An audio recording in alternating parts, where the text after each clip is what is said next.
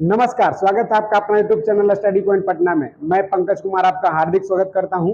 आइए इस online platform के माध्यम से कुछ पढ़ने पढ़ाने का प्रयास करें। सीधी बात, नो बकवास। आइए हम देखते हैं आज का प्रश्न क्या है। पहला क्वेश्चन है, निम्नलिखित में से कौन सा ऐसे मंत्रिमंडल सचिवालय। तीसरा क्या है, मंत्रालयों को वित्तीय संसाधन का आवंटन करना। ये वित्त मंत्रालय का काम है, वित्त मंत्रालय का काम है, मंत्रिमंडल सचिवालय का काम नहीं है। इसलिए एक 3 नंबर छोड़ देना है। 1 और 2 सही है, 1 और 2 सही, इसका मतलब आंसर हो जाएगा C4 कैट। अगला क्वेश्चन में आप देख लीजिए क्या कह रहा है।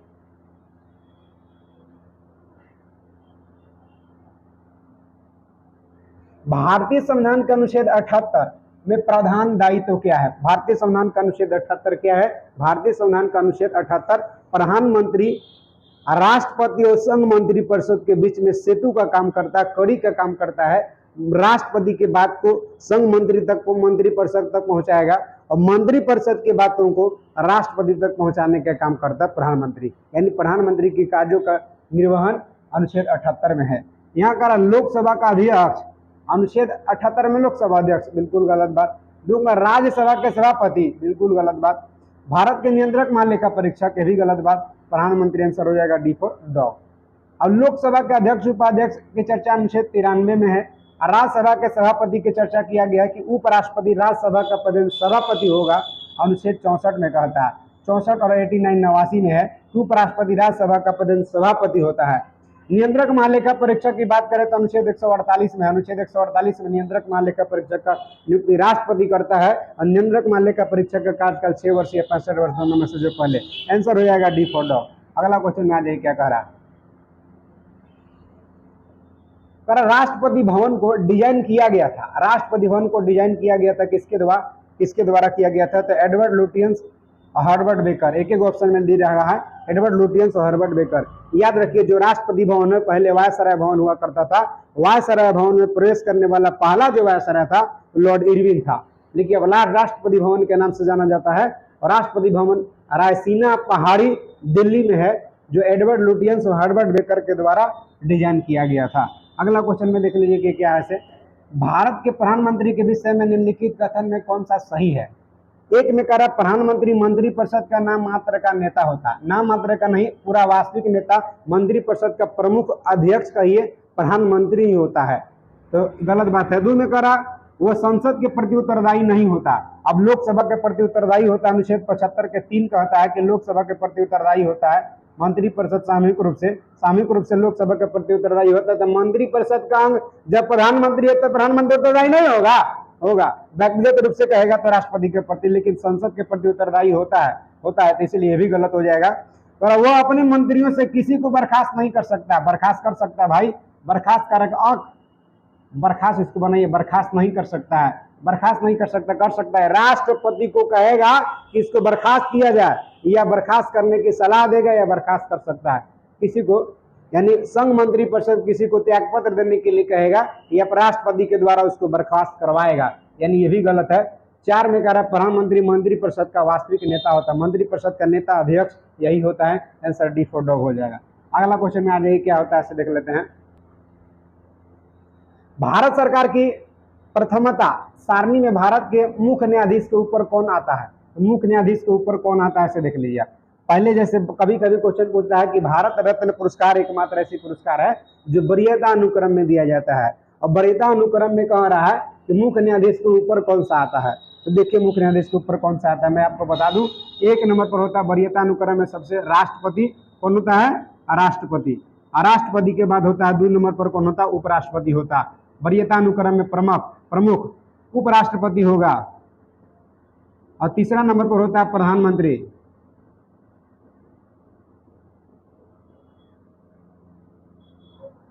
चौथा नंबर में होता है राज्यपाल, संबंधित राज्यों में राज्यपाल। अगर बात करें 5वां स्थान पर, अगर 5वां स्थान की बात कर दे तो पूर्व राष्ट्रपति। पूर्व राष्ट्रपति के बाद हो जाएंगे 6ठा नंबर में, पूर्व राष्ट्रपति के बाद हो जाएंगे पूर्व प्रधानमंत्री।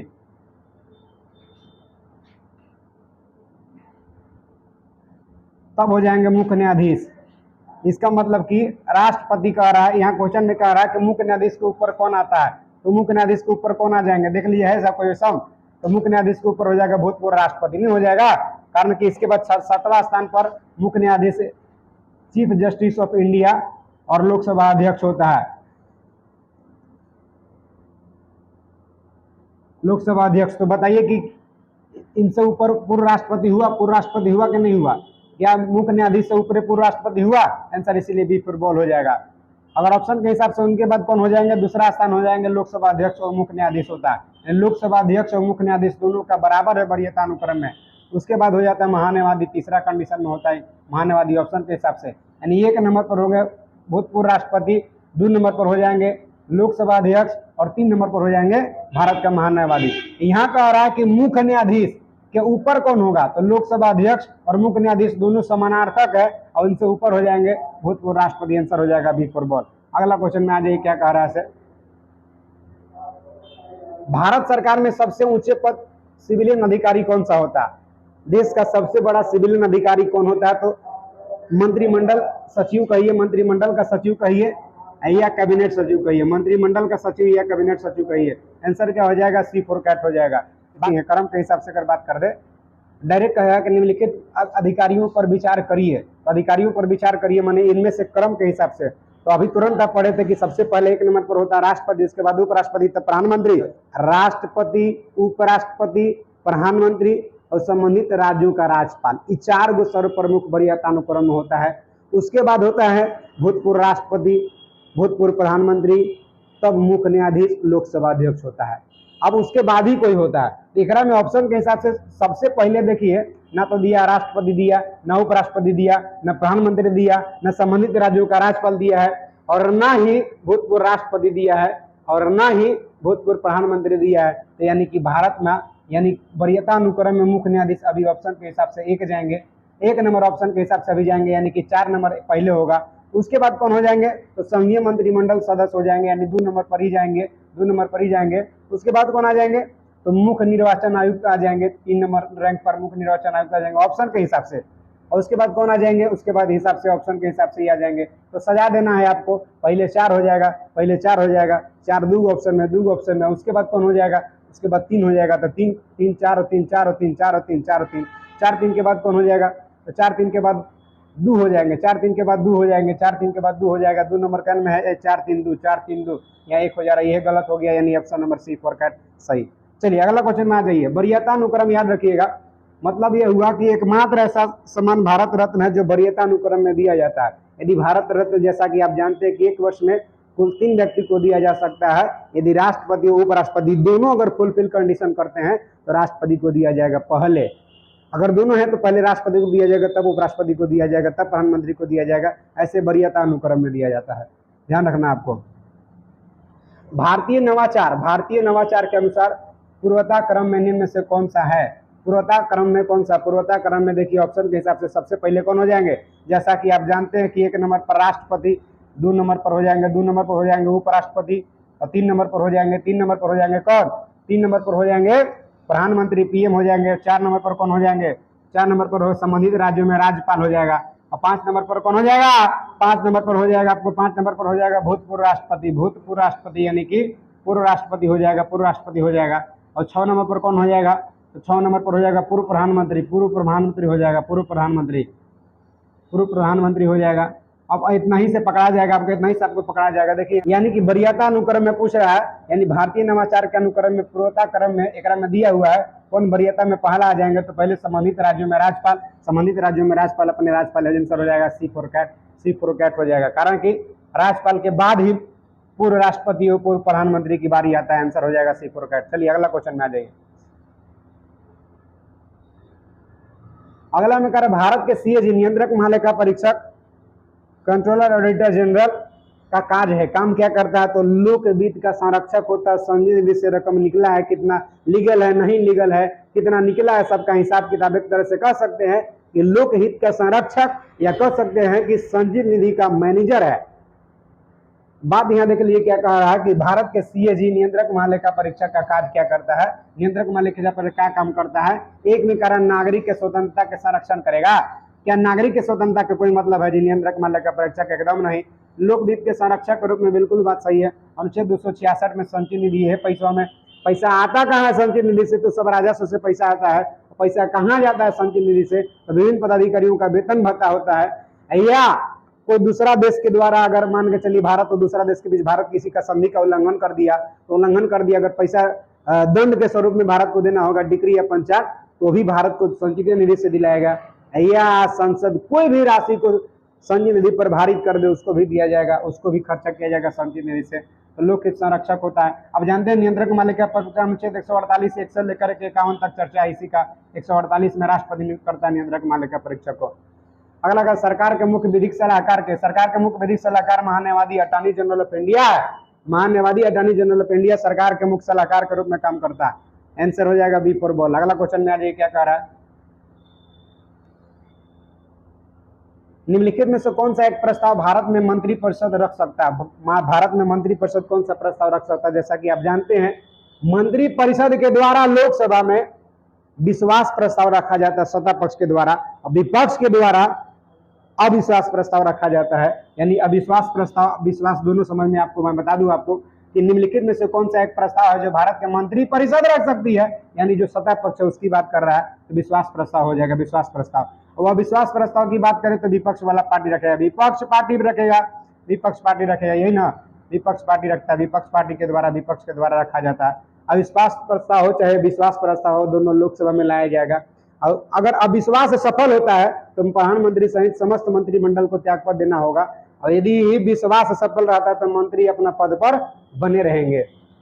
अगर अविश्वास प्रस्ताव लाने के लिए कम से कम 50 सदस्य चाहिए, 50 सदस्य कहेगा तभी जाके अविश्वास प्रस्ताव लाया जा सकता है, अन्यथा सदन में अविश्वास प्रस्ताव नहीं लाया जाता है। अविश्वास लाने का मतलब यही है कि अविश्वास विपक्ष वाला यही लाना चाहता है कि आपके पास बहुमत नहीं है। जैसे वर्तमान में विपक्ष पार्टी कांग्रेस के द्वारा अविश्वास प्रस्ताव लाया जाएगा कि मोदी जी के पास बहुमत नहीं है, इसीलिए अपना बहुमत सिद्ध करें मोदी जी, तब मोदी जी को मौका मिलेगा विश्वास सिद्ध करने के लिए। विश्वास अगर सिद्ध कर दिए, उनके पास बहुमत रहा, सरकार बने रहेगा, वही बने रहेंगे, और नहीं तो फिर पद से समाप्त हो जाएंगे, सारे मंत्रिमंडल त्याग पद दे देगा, सब शून्यता का स्थिति हो जाएगा। तो विश्वास सत्ता पक्ष व विश्वास विपक्ष पार्टी लाता है। स्थगन प्रस्ताव की बात करें तो संसद का अविलंबनीय महत्व, याद रखिएगा,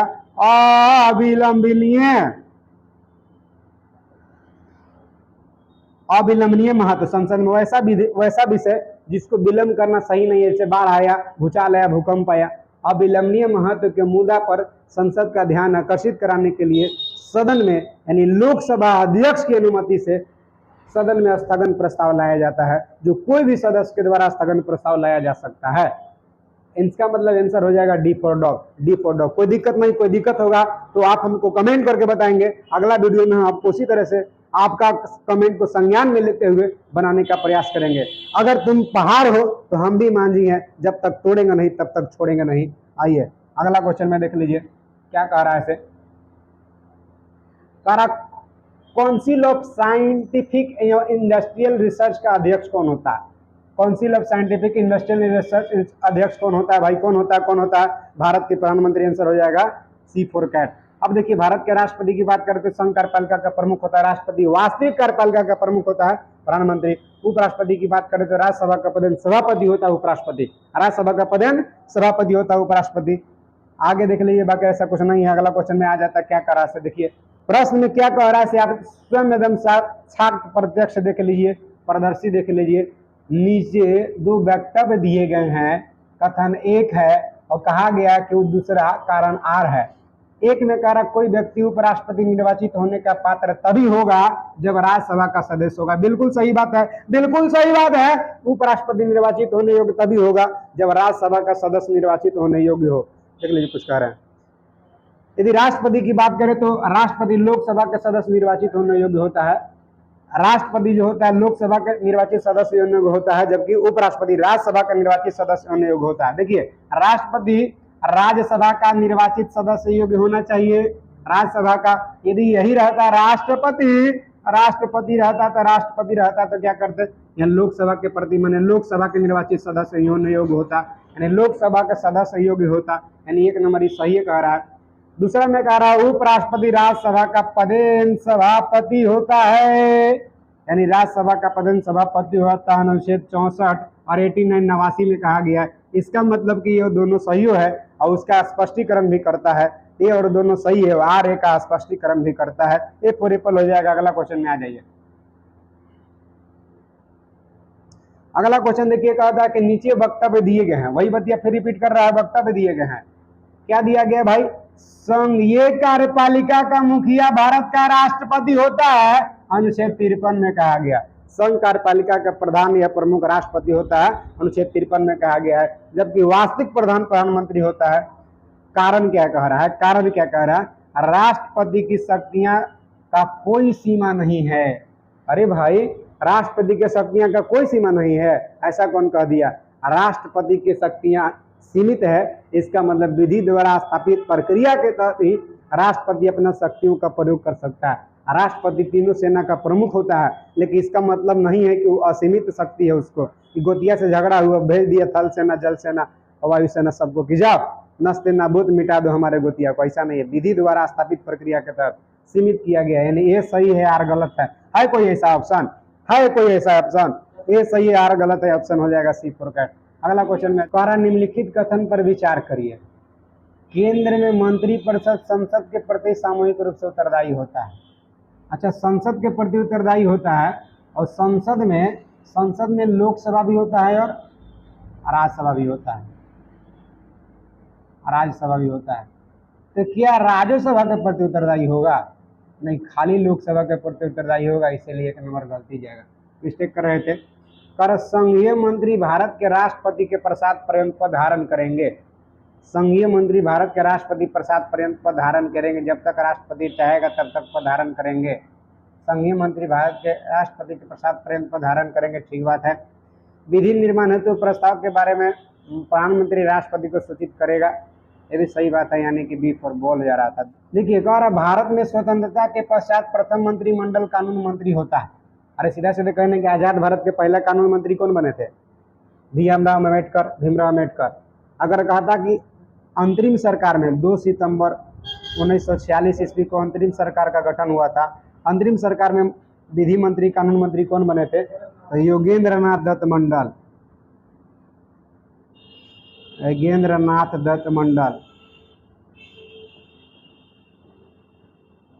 बने थे। लेकिन आजाद भारत के कह रहा है, भारत की स्वतंत्रता के बाद, यानी 15 अगस्त 1947 के बाद कह रहा है, 15 अगस्त 1947 के बाद कह रहा है, जब पहली बार मंत्रिमंडल का गठन हुआ आम चुनाव के बाद, यानी 1951 और 52 में आम चुनाव हुआ था। 51 से शुरू हुआ था, 52 तक चुनाव समाप्त हुआ, तो 51-52 में पहली बार आम चुनाव हुआ आजाद भारत का। तो मंत्रिमंडल में विधि और कानून मंत्री कौन बने थे? भीमराव अम्बेडकर बने थे। बात कर दे के मुंशी को, तो प्रारूप समिति में, संविधान सभा में प्रारूप समिति में सदस्य थे। बलदेव सिंह रक्षा मंत्री बने थे। देश के पहला रक्षा मंत्री कौन थे? बलदेव सिंह थे। बाकी इनके बारे में पता नहीं। अगला क्वेश्चन में देख लीजिए क्या कह रहा है। देवगौड़ा का शासन काल रहा है आपका 1990 से 91, कोई दिक्कत नहीं है। अगला कौन है? चंद्रशेखर का कार्यकाल रहा है 97 से 98। अटल बिहारी वाजपेयी की कार्यकाल की बात कर रहा है। अटल बिहारी वाजपेयी के कार्यकाल 89 से 90। और किनका कार्यकाल की बात कर रहा है? इंद्र कुमार गुजराल, गुजराल, इनका कार्यकाल रहा 1999 से 2004 में। और एक बची रहा विश्वनाथ प्रताप, हो जाएगा क्या? विश्वनाथ प्रताप डी, यानी 1996 से 97। विश्वनाथ प्रताप सिंह ऐसे प्रधानमंत्री रहे जो अविश्वास प्रस्ताव में असफल हुए थे। चलिए, बिल्कुल सही है। कोई देखिए मिला करके कोई मैच कर रहा है? कोई मैच कर रहा है इसे? नहीं मैच कर रहा। देवगौड़ा 81 सी 3 5 2 1, ठीक तो है। D four dog. अगला क्वेश्चन में आ जाइए क्या कह रहा है। अगला में देखिए, अपना त्याग पत्र देने के पश्चात भारत के एक मंत्री को अपने त्याग पत्र के विषय में लोकसभा में व्यक्तिगत वक्तव्य देने के लिए किसकी अनुमति की आवश्यकता पड़ती है? तो स्पीकर की आवश्यकता पड़ती है, स्पीकर की।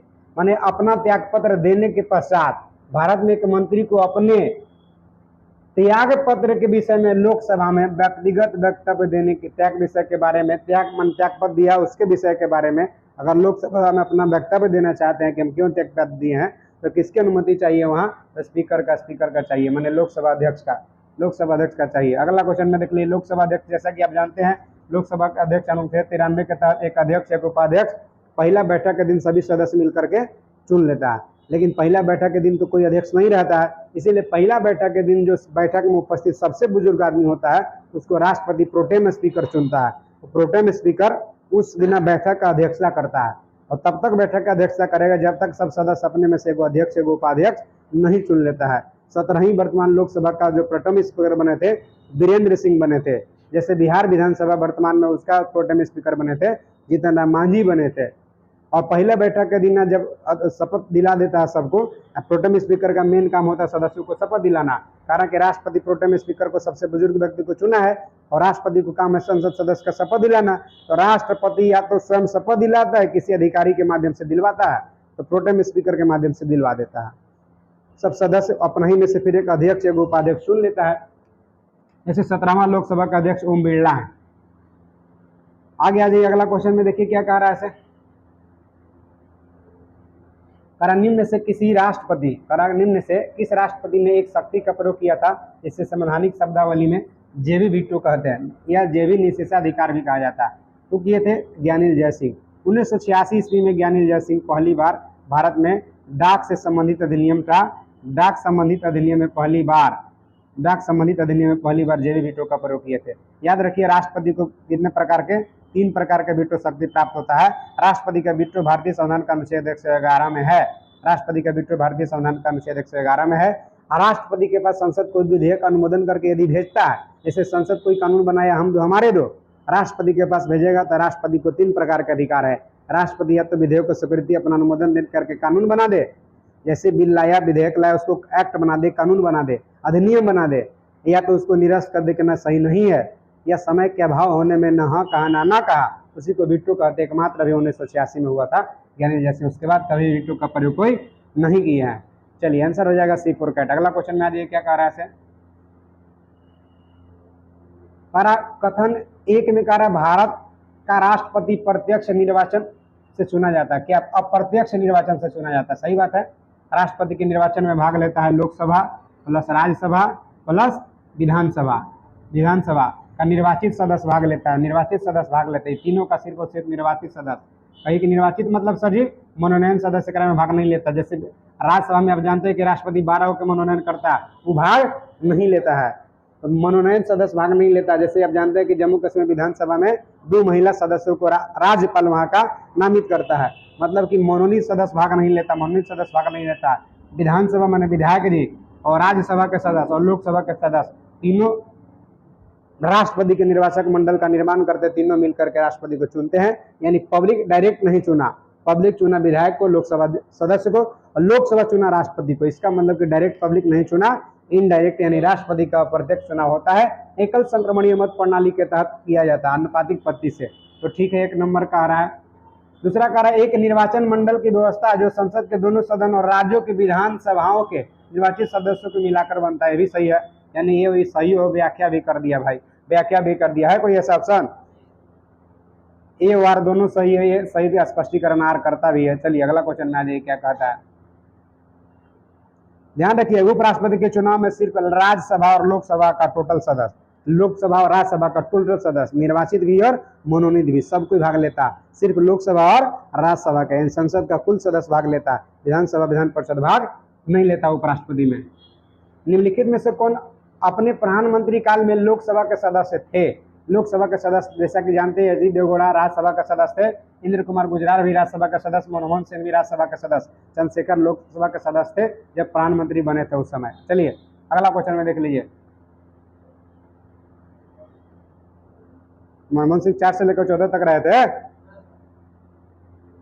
भारत के राष्ट्रपति पर महाभियोग की प्रक्रिया कैसी प्रक्रिया? भारत के राष्ट्रपति पर महाभियोग की प्रक्रिया अर्धन्यायिक प्रक्रिया, ऑप्शन ए पर एप्पल हो जाएगा। जैसा कि आप जानते हैं कि राष्ट्रपति पर महाभियोग अमेरिका से लिया गया है। महाभियोग भारतीय संविधान का अनुच्छेद 61 में राष्ट्रपति पर महाभियोग, और महाभियोग से संबंधित अगर आप डिटेल जानना चाहते हैं, इससे पहले का वीडियो आप देखें। फिर भी मैं बता दूं कि महाभियोग राष्ट्रपति पर अर्धन्यायिक प्रक्रिया है जो सदन के किसी भी सदन में लाया जा सकता है, लोकसभा में भी और राज्यसभा में भी। जो सदन में लाना है उस सदन का, जैसे अगर लोकसभा में मान के चलिए शुरू करना है, अगर लोकसभा में शुरू करना है तो लोकसभा का 1/4 सदस्य 14 दिन पहले राष्ट्रपति को सूचना देगा कि यहाँ पर महाभियोग लगाना है।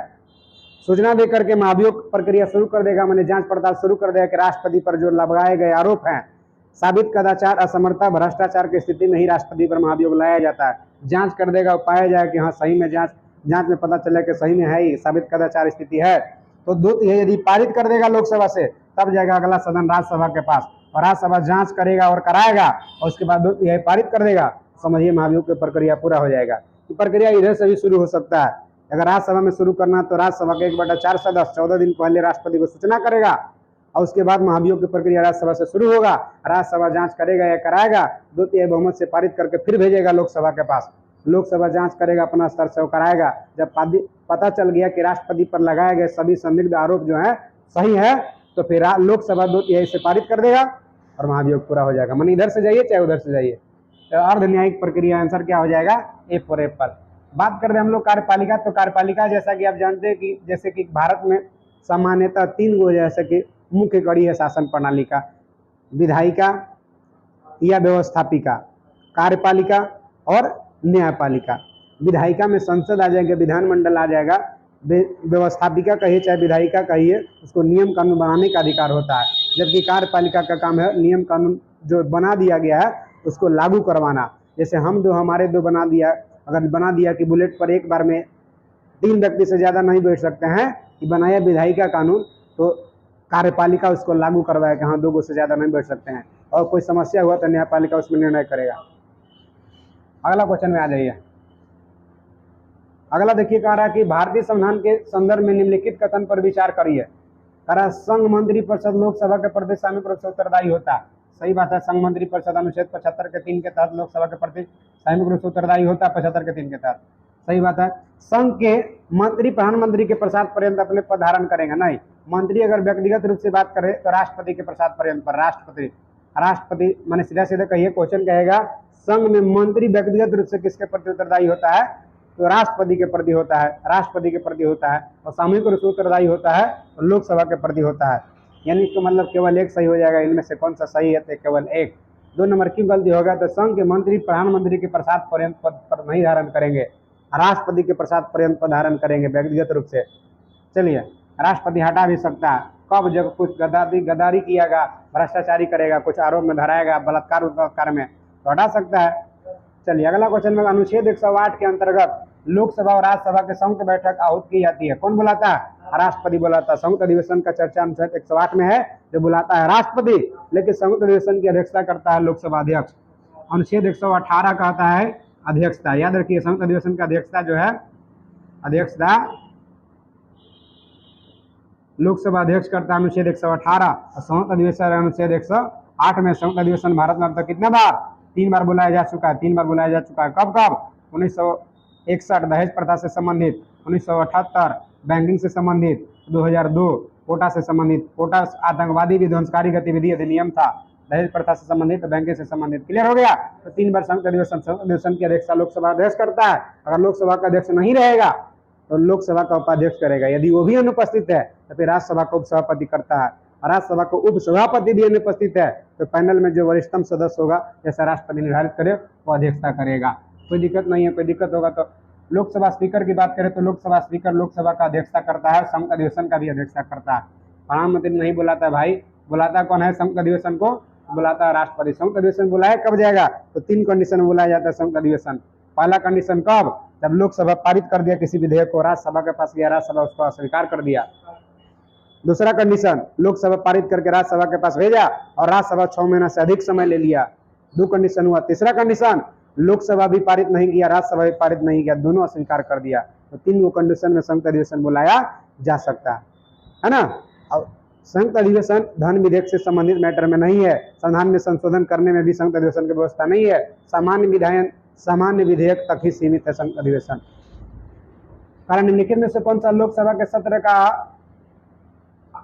अवसान करने के लिए, सत्र अवसान करने के लिए प्राधिकृत है? तो लोकसभा के सत्र अवसान कौन करेगा भाई, राष्ट्रपति ने करेगा। सत्रावसान करने का शक्ति किसको, राष्ट्रपति को। महान्यायवादी को जानते हैं आप, देश का सबसे बड़ा विधि अधिकारी होता है। अनुच्छेद 76 के तहत महान्यायवादी का नियुक्ति राष्ट्रपति करता है। राष्ट्रपति के प्रसाद पर्यंत ही पद धारण करता है महान्यायवादी, अटॉर्नी जनरल ऑफ इंडिया, है ना। लोकसभा का अध्यक्ष जान रहे हैं आप, सामान्य सदस्य रहता, जब पहला बैठक होता है प्रोटेम स्पीकर अध्यक्षता करता है, सबको शपथ दिला देता है, फिर अपने में से एगो अध्यक्ष लोग चुन लेता है, एगो उपाध्यक्ष चुन लेता है, सब सदस्य मिलकर। संसदीय कार्य मंत्री नहीं। अगला क्वेश्चन में आ जाए क्या होगा, कहा निम्नलिखित में से कौन सा राष्ट्रपति के चुनाव प्रकरण के लिए सही नहीं है। राष्ट्रपति के चुनाव प्रकरण के लिए कौन सही नहीं है। एक में कह रहा पदस्थ राष्ट्रपति की पदावधि से पूर्व उत्तराधिकारी का चुनाव अवश्य हो जाना चाहिए। बात सही है। अगर वर्तमान में राष्ट्रपति द्रौपदी मुर्मू है, इनको कार्यकाल समाप्त होने से पहले ही दूसरा उत्तराधिकारी राष्ट्रपति के चुनाव हो जाना चाहिए। इसीलिए गैप न हो, दो अंतराल न हो, 6 महीना पहले ही चुनाव करा लिया जाता है। 6 महीना पहले ही से चुनाव शुरू हो जाता है। यानी 1 नंबर अभी तक सही जा रहा है। और यहाँ नहीं है पूछ रहा, सही नहीं है पूछ रहा है ना। दूसरा का राष्ट्रपति अपना पद ग्रहण करने की तिथि से 5 वर्ष तक पद पर रहेगा। बिल्कुल, पद ग्रहण करने की तिथि से 5 वर्ष तक रहेगा। और राष्ट्रपति के कार्यकाल कौन अनुच्छेद में है? भारतीय संविधान का अनुच्छेद 56 में राष्ट्रपति के कार्यकाल है, 56 में है। और राष्ट्रपति का उत्तराधिकारी आने तक कार्यकाल की समाप्ति पर भी अपना पद पर बनल रहेगा। बिल्कुल सही बात है। जब तक उत्तराधिकारी नया राष्ट्रपति चुना कर नहीं आ जाता है, तब तक पद पर बनल रहेगा। डी में कारण निर्वाचक मंडल के अपूर्ण होने के आधार पर राष्ट्रपति के चुनाव स्थगित किया जा सकता है। गलत बात है। मान के चलिए निर्वाचक मंडल अगर पूरी तरह से नहीं है, जैसे 2-4 गो राज्य में विधानसभा का चुनाव नहीं हुआ है, अगर विधायक लोग नहीं है तो विघटन हो गया उस समय, तो क्या राष्ट्रपति के चुनाव रोक देंगे? नहीं, यही कुछ ध्यान रखिएगा। यानी कि निर्वाचक मंडल अपूर्ण होने पर राष्ट्रपति के चुनाव नहीं रुकेगा, राष्ट्रपति के चुनाव होकर रहेगा। आंसर हो जाएगा डी फोर। कोई दिक्कत नहीं। अगला क्वेश्चन में देख लीजिए क्या कह रहा है। तनाव नहीं लेना, टेंशन नहीं लेना, पढ़ते रहना, चाहे जब तक पढ़िए तब तक नौकरी नहीं हो जाता। पढ़ते रहना, कुछ ना कुछ करते रहना, कुछ नहीं से कुछ अच्छा है। कह भारतीय संविधान के किस अनुच्छेद के अंतर्गत भारत के राष्ट्रपति को अध्यादेश जारी करने का शक्ति है? अध्यादेश जारी करने का शक्ति राष्ट्रपति को अनुच्छेद 123 में है। ध्यान रखिए, अध्यादेश राष्ट्रपति का न्यायिक शक्ति है, अध्यादेश राष्ट्रपति का विधायी शक्ति है। पर भारतीय संविधान के किस अनुच्छेद के अंदर भारत के राष्ट्रपति को अध्यादेश जारी करने का शक्ति है? अनुच्छेद 123। अध्यादेश राष्ट्रपति का विधायी शक्ति है। जैसा कि अगर संसद में सत्र नहीं चल रहा है तो राष्ट्रपति कोई आपातकालीन कानून बनाना हो कोई विषय पर, तो राष्ट्रपति बनाता है, तो उसी को अध्यादेश कहते हैं, अनुच्छेद 123। राष्ट्रपति के अध्यादेश को 6 सप्ताह के भीतर संसद के सदन से अनुमोदन होना चाहिए। दोनों सदन से अनुमोदन पारित हो जाना चाहिए, नहीं तो फिर 6 सप्ताह के भीतर क्या हो जाएगा? समाप्त हो जाएगा। अगर संसद पारित कर दिया तो इसका अवधि हो जाता है 6 माह का हो जाता है। अगर संसद पारित कर दिया, सहमति हो गया अध्यादेश से, तो 6 माह तक हो जाता है। कोई दिक्कत नहीं हो, कोई दिक्कत नहीं। ठीक इसी प्रकार से राज्य सूची से विषय से संबंधित भारतीय संविधान का अनुच्छेद 213 में राज्यपाल अध्यादेश जारी करता है। राज्यपाल का अध्यादेश है कब? जब विधानमंडल का सत्र नहीं चल रहा होगा तब। ध्यान रखिए, सामान्यतः 1 वर्ष में 3 गो सत्र चलता है, AMBS, मानसून सत्र, बजट सत्र और शीतकालीन सत्र। सामान्यतः 1 वर्ष में अगर तीनों में से कोई सत्र नहीं है तो फिर राष्ट्रपति अध्यादेश जारी करेगा। विधानमंडल में नहीं है तो राज्यपाल अध्यादेश जारी करेगा। 360 में वित्तीय आपात की न्यूनतम अवधि होता है 2 माह। वित्तीय आपात का न्यूनतम अवधि 2 माह, अधिकतम की कोई सीमा नहीं। अभी तक एक बार भी वित्तीय आपात भारत में नहीं लगा। अनुच्छेद 356 में राज्य में राष्ट्रपति शासन लागू करेगा राष्ट्रपति, और राज्य में राष्ट्रपति शासन लागू करने का सिफारिश करेगा राज्यपाल। बात करते 200 में, तो 200 में क्या है? अनुच्छेद 200 में है कि राज्य विधानमंडल का कोई विधेयक राज्यपाल के पास यदि जाता है और विधेयक जो है, कानून जो माने राज्य विधानमंडल जो पारित करके भेजा है राज्यपाल के पास, तो राज्यपाल को लगे कि नहीं विधि के सारगर्भित प्रश्न पर निहित है, इसमें कानून से संबंधित है, इसमें संविधान से संबंधित है, राष्ट्रपति से सलाह लेना चाहिए, तो राष्ट्रपति के पास सलाह लेने के लिए भेजेगा। ये बात है अनुच्छेद 200 में। चलिए अगला क्वेश्चन में देख लीजिए क्या कह रहा है। निम्नलिखित में से क्या सत्य नहीं है? क्या सत्य नहीं है? जल्दी से कमेंट करके बता दीजिए आप लोग। निम्नलिखित में से क्या सत्य नहीं है? करा राष्ट्रपति या राज्यपाल को शासकीय कार्यों के लिए विधिक कार्यवाही से उन्मुक्त है। करा राष्ट्रपति या राज्यपाल को शासकीय कार्यों के लिए विधिक सहायक कार्यवाही को उन्मुक्त है। सही बात है, माने काम करे चाहे ना करे, कोई जबरदस्ती आपके पास नहीं है। दूसरा कह रहा है कोई न्यायालय राज्यपाल के किसी कर्तव्य पालन के लिए विवश नहीं कर सकता। बात सही है, नहीं विवश कर सकता। विवश कर देगा जी? नहीं विवश कर सकता। कारण निम्नलिखित में से कौन सा सत्य नहीं है? तो सही बात है, मैंने ऐसा नहीं राज्यपाल काम करे चाहे न करे, जबरदस्ती नहीं कि करना ही है तुमको। कारण एक राज्यपाल को व्यक्तिगत कार्य हेतु तो सिविल कार्रवाई लाने के लिए 2 महीना पहले लिखित सूचना देना होगा। सही बात है, अगर राज्यपाल के खिलाफ कोई सिविल कार्रवाई करना है तो कम से कम 2 महीना पहले सूचित करना होगा राज्यपाल को, तब कार्रवाई करना होगा। आगे कह रहा मंत्रियों द्वारा राष्ट्रपति या राज्यपाल को दिए गए सलाह को जांचने के लिए न्यायालय अधिकृत है। यह ना गलत बात है? जो राज्य का मंत्री परिषद राज्यपाल के पास जो सलाह दिया है या संघ मंत्रिपरिषद राष्ट्रपति के पास सलाह दिया है, क्या उस सलाह को न्यायालय जांच करेगा? नहीं, कारण कि दोनों के बीच समन्वय जब प्रधानमंत्री होता है और यहाँ जब राज्यपाल और राज्य मंत्रिपरिषद के बीच जब खुद मुख्यमंत्री होता है तो फिर न्यायालय जांचने की अधिकार जरूरी नहीं है, माने न्यायालय जानने का अधिकृत नहीं होता, डिफॉल्ट हो जाएगा, बाकी सब सही है। अगला क्वेश्चन में देख लीजिए क्या कह रहा है। कह रहा किसी राज्य में राष्ट्रपति शासन को घोषणा के लिए कौन से परिणामों का होना आवश्यक नहीं है? अब कौन नहीं होना माने कौन सा होना आवश्यक नहीं है? एक में का राज्य की विधानसभा का विघटन होना आवश्यक है, राज्य की विधानसभा का विघटन होना आवश्यक नहीं है। तो इसका मतलब सही शुरू में लगा था फिर काट दिए थे, क्या हो गया, कोई दिक्कत है क्या? और राज्य की विधानसभा का विघटन होना आवश्यक नहीं है। राज्य की विधानसभा का विघटन होना क्या आवश्यक है? नहीं, आवश्यक नहीं है। दो में कह रहा है क्या राज्य के मंत्री परिषद का हटाया जाना जरूरी है? हाँ, राज्य का मंत्री परिषद यदि हटेगा तबे उस राज्य में 356 का प्रयोग होगा, माने 356 का प्रयोग होगा और राष्ट्रपति शासन लागू होगा। कारण किसी का स्पष्ट बहुमत नहीं है तबे ना मंत्री परिषद को निरस्त कर दिया गया है, तब 356 का प्रयोग होगा। तो ये आवश्यक है, ये आवश्यक नहीं है। अगला करा स्थानीय स्वशासन निकाय का विघटन, क्या स्थानीय स्वशासन नगर पालिका और पंचायती राज विघटन हो जाएगा? ये आवश्यक तो राष्ट्रपति शासन लगेगा नहीं, यानी इहो आवश्यक नहीं है। विघटन होगा तब राष्ट्रपति शासन लगना आवश्यक नहीं है, और ये विधानसभा का अगर विघटन हो गया तब वो आवश्यक नहीं है। लेकिन राज्य के मंत्री परिषद का हटाया जाएगा तो उस समय राष्ट्रपति शासन लगना आवश्यक है ना, एक वो में लगना आवश्यक है। यहाँ क्वेश्चन पूछा है कि क्या आवश्यक नहीं है, एक भी आवश्यक नहीं है और 3 भी आवश्यक नहीं है, इसीलिए बी फॉर बॉल। ठीक है, अगर कहा था कि राज्य में राष्ट्रपति शासन लागू होने के लिए क्या आवश्यक है तो खाली बी होता, ही वाला होता, लेकिन आवश्यक नहीं है, ई मैटर है, इसीलिए आंसर एक और। चलिए अगला क्वेश्चन में देख लीजिए क्या कह रहा कि भारतीय संविधान के 17वें संवैधानिक संशोधन 17वां संवैधानिक संशोधन 1992 में 17वां संवैधानिक संशोधन हुआ। राष्ट्रपति के चुनाव में जिन 2 केंद्रशासित प्रदेशों के भाग लेने का अधिकार दिया गया कौन है? दिल्ली पुडुचेरी, माने दिल्ली पुडुचेरी विधानसभा को भी राष्ट्रपति निर्वाचक मंडल में भाग लेने का अधिकार 17वां 1992 में दिया गया। अगला क्वेश्चन में देख लीजिए क्या कह रहा है। भारत के नियंत्रक महालेखा परीक्षक को उसके पद से हटाए जाने की प्रक्रिया निम्नलिखित में से किसके समान है? नियंत्रक महालेखा परीक्षक को हटाने का प्रक्रिया किसके समान है? जल्दी से आप लोग बताइए।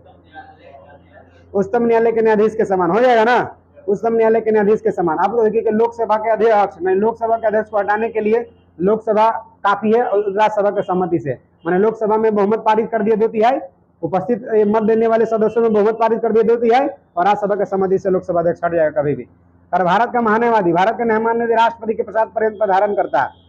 और कह रहा है यहाँ की नियंत्रक महालेखा परीक्षक को हटाने के लिए तो उच्चतम न्यायालय के न्यायाधीश के समान हटाने की व्यवस्था। संघ लोकसेवा आयोग के अध्यक्ष सदस्य को राष्ट्रपति हटाता है ना। अगला क्वेश्चन आ जाइए, अगला बता दीजिए क्या कर रहे हैं, जल्दी से बताइए क्या अगला आंसर में क्या कर दूं, जल्दी से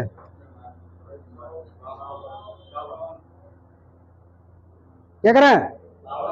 देखिए स्वतंत्र भारत में पहली बार संसदीय सचिव का पद किस वर्ष सृजित किया गया है? तो संसदीय सचिव 1952 में पहली बार कारण का चुनाव हुआ, 1951 से शुरू हुआ था, 1952 तक चुनाव चला था। तो पहली बार आम चुनाव हुआ कि या तो संसद का पहली बार स्थापना 1952 में होगा जी, चुनाव होगा तब ना संसद का स्थापना होगा। आजादी के बाद संसद का काम कौन किया? तो संविधान सभा। कब तक? जब तक कि संसद नहीं बन गया तब तक। 1952 हो जाएगा, क्या हो जाएगा? 1952 हो जाएगा। अगला क्वेश्चन में आ जाइए, भारत के राष्ट्रपति के निर्वाचन के संदर्भ में निम्नलिखित में से कथन पर विचार कीजिए। कह रहा है कि प्रत्येक एमएलए के वोट का मूल्य अलग अलग राज्यों में अलग अलग होता है। सही बात है। लोकसभा के सदस्यों के वोट का मूल्य और राज्यसभा के सदस्यों के वोट मूल्य के अधिक होता है, ये भी सही है। तो दोनों सही है, कोई ऐसा ऑप्शन? एक दो दोनों ऑप्शन नंबर सी 4 कट। चलिए अगला क्वेश्चन में आ जाइए क्या कह रहा है। धन विधेयक भारतीय संविधान का कौन सा अनुच्छेद में परिभाषित किया? धन विधेयक का परिभाषा अनुच्छेद 110। 112 में क्या है? तो वार्षिक वित्तीय विवरण, जिसको आप कह सकते हैं बजट। वार्षिक वित्तीय विवरण को क्या कह सकते हैं आप? हालांकि भारतीय संविधान में कहीं बजट शब्द का कोई चर्चा नहीं है, बजट के स्थान पर वार्षिक वित्तीय विवरण लिखा हुआ है, जो अनुच्छेद 112। अनुच्छेद 109 में धन विधेयक प्रक्रिया है। 110 में राष्ट्रपति के पास कोई विधेयक जाता है और राष्ट्रपति उस पर या तो अनुमोदन कर दे नहीं तो पुनर्विचार के लिए लौटा दे, या हाँ चाहे ना, दोनों में से कुछ ना कहे तो उसको वीटो कहते हैं। अनुच्छेद 111। चलिए अगला क्वेश्चन में आ जाइए, क्या कह रहा है इसे। प्रधानमंत्री कार्यालय, प्रधानमंत्री के कार्यालय पीएमओ भी कह सकते हैं, 1977 में बना था पीएमओ, 1977 में मोरारजी भाई देसाई के समय पीएमओ कह सकते हैं, पीएमओ प्राइम मिनिस्टर ऑफिस। तो प्रधानमंत्री कार्यालय के संबंध में कौन सा कदम सत्य है? एक ने कहा 1977 में अस्तित्व में है, सही बात है। अरे इसका प्रधान कैबिनेट सचिव होता है, यही गलत बात है, इसका प्रधान कैबिनेट सचिव नहीं होता, इसका प्रधान मंत्रिमंडल में प्रमुख होता है, यानी केवल एक आंसर हो जाएगा सी। इसका प्रधान कैबिनेट सचिव नहीं होता, ठीक है। मंत्रिमंडल सचिवालय का प्रमुख कैबिनेट सचिव होता है, न कि प्राइम मिनिस्टर का। प्राइम मिनिस्टर ऑफिस में प्रमुख प्रधानमंत्री रहेंगे, ठीक है, और प्राइम मिनिस्टर ऑफिस का प्रमुख प्रधानमंत्री रहेंगे। प्राइम मिनिस्टर ऑफिस में बहुत स्पीड में काम होगा कोई भी, कारण कि प्रधानमंत्री की देखरेख में है ना, ध्यान रखिएगा। तो इसका प्रधान कैबिनेट सचिव होता है, ये गलत बात है, आंसर हो जाएगा खाली सी फॉर कैट। अगला आ जाइए। अगला कह रहा है कि किस प्रधानमंत्री के कार्यकाल के दौरान भारत के संविधान में 9वीं अनुसूची 1951 में ना, 1951 में जोड़ा गया। तो क्या हो जाएंगे? जवाहरलाल नेहरू। डायरेक्ट 1951-52 में पहली बार चुनाव हुआ था ना जी, 1951-52 में पहली बार चुनाव हुआ था, तो वहां से लेकर के 62 तक रहे थे नेहरू जी, 62 तक रहे थे ना, तो क्या हो जाएगा? नेहरू जी हो जाएंगे। अगला क्वेश्चन में आ जाइए।